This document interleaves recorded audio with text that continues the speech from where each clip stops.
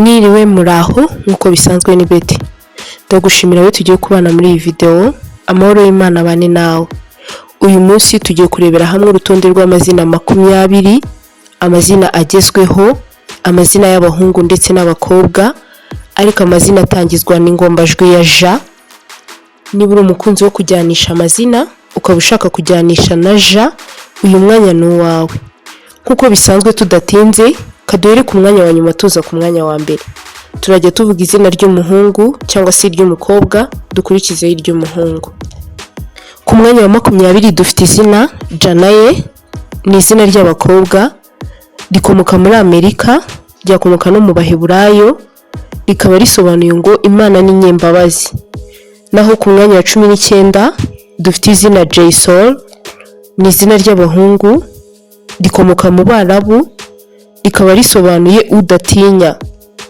Ku mwanya wa 18 turabona izina Jorine, ni izina ry'abakobwa, rikomoka muri Amerika, rishobora no gukomoka mu Bufaransa, rikaba risobanuye ngo Imana izongera, rishobora no gusobanura umwiza. Naho ku mwanya wa 17 turabona izina Jedrek, ni izina ry'abahungu, rikomoka mu Buholandi, rikaba risobanuye ukomeye, ryanasobanura umugabo. Ku mwanya wa 16 turabona izina Jaylin, ni izina ry'abakobwa, rikomoka muri Amerika, rishobora no gukomoka mu Bugiriki, rikaba risobanuye umutuzo. Naho ku mwanya wa 15 turabona izina Jade, ni izina ry'abahungu, rikomoka mu Baheburayo, ryakomoka no mu Budage cyangwa se mu Buholandi, rikaba risobanuye umukundwa ku Mana cyangwa se inshuti y'Imana. Ku mwanya wa 14 dufite izina Jada, ni izina ry'abakobwa, rikomoka mu Baheburayo, ryakomoka no muri Espagne, rikaba risobanuye umunyabwenge.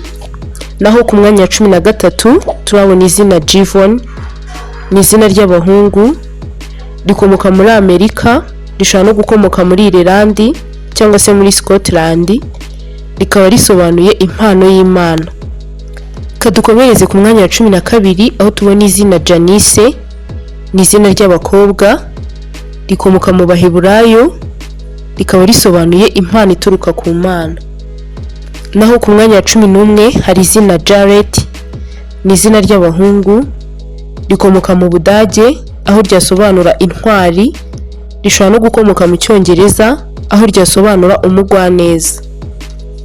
Dukomereje ku mwanya wa 10 aho tubona izina Jaha, ni izina ry'abakobwa, rikomoka muri Afrika mu Baswahili, rikaba risobanuye icyubahiro cyangwa se agaciro. Hari igihe uba ushaka kwita umwana wawe amazina meza, amazina y'akataraboneka, mbega amazina adasanzwe, ariko ukabura umwanya wo gushaka ayo mazina, cyangwa se ukabura ahantu washakira ayo mazina.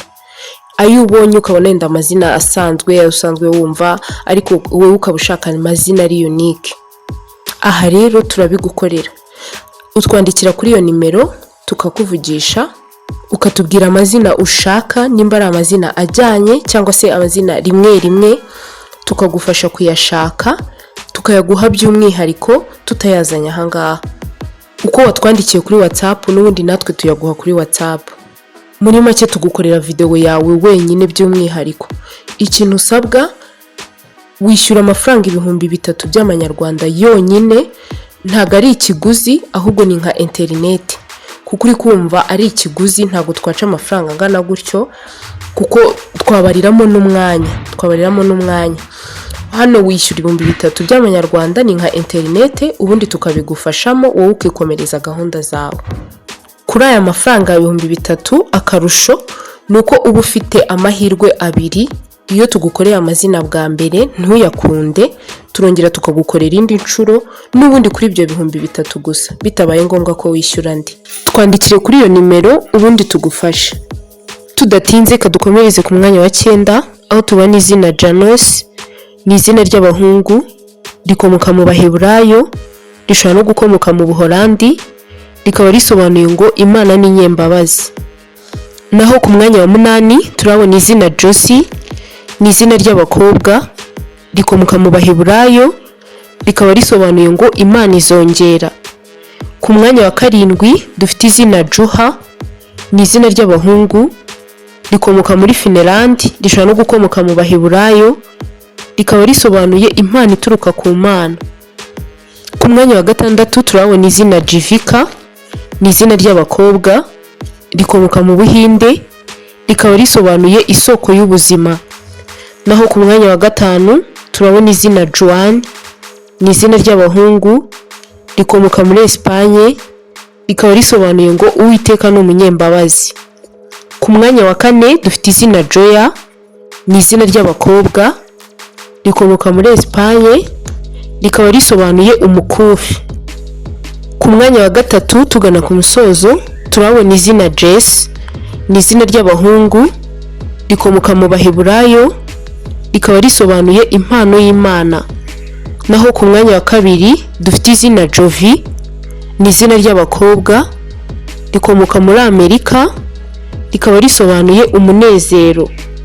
Ku mwanya wa mbere ari naho dusoreje urutonde rwacu rw'amazina 20, amazina y'abahungu ndetse n'abakobwa, kandi amazina atangizwa n'ingombajwi ya J.